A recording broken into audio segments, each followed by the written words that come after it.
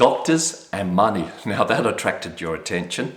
Do doctors earn high incomes? Well, yes, they do. They're in the top 1-5% of the community in most countries. That's because, medicine's a portable career. You can go and practice anywhere, really. And also, you can set up a little private practice, start earning an income. You don't have to be part of a large corporation.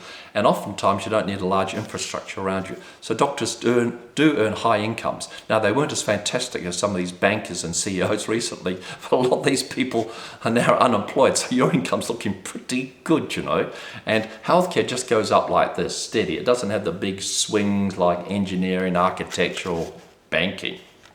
Should doctors earn high incomes? Well, you put a lot of time and effort into your career, all the many years of training, your dedication, you do a good job, you try hard.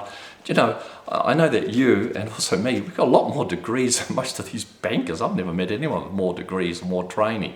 So the answer is a resounding yes. Now, politicians and insurance companies may not value your services or want to pay you peanuts. But, they just want to destroy the healthcare system by making it all nationalised. Whereas the private system is really the only guarantee of an ongoing and healthy healthcare system in most countries. So we're not listening to those people. If we listen to the wider community, you'll find that they always put health and education right at the top, and they really value your services. They want good services, and they're prepared to pay a reasonable, if not a good income, to provide that service.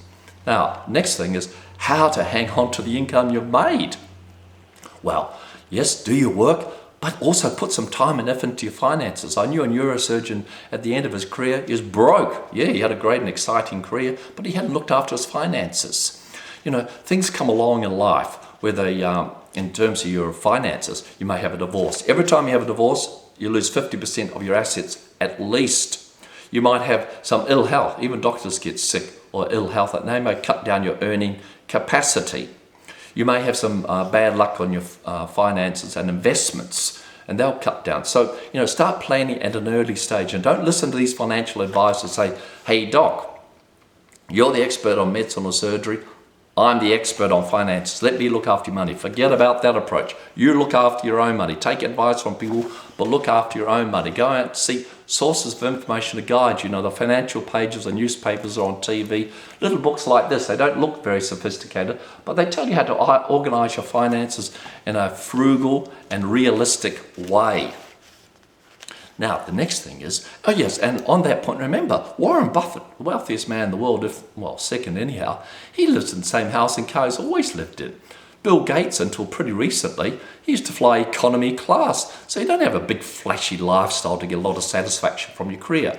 And if you're a young fellow and you're trying to attract young ladies, they're going to be very impressed by the fact that you're a doctor or a surgeon. Anyhow, you don't have to have a big flash car. Don't go and waste your first few dollars you start earning on a BMW or Ferrari. Go and put in something worthwhile, a house or some worthwhile investments.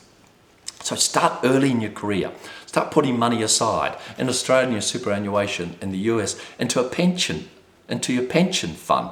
Start it from a very early stage and see how compound interest builds it up. And don't go in for mad investments. Some doctors get phone calls in the middle of the night from overseas asking to invest in some crazy business. Then they just put the money into it, never think about it.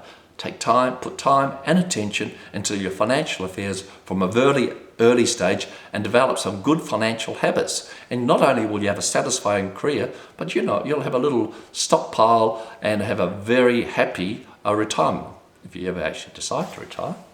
Thank you.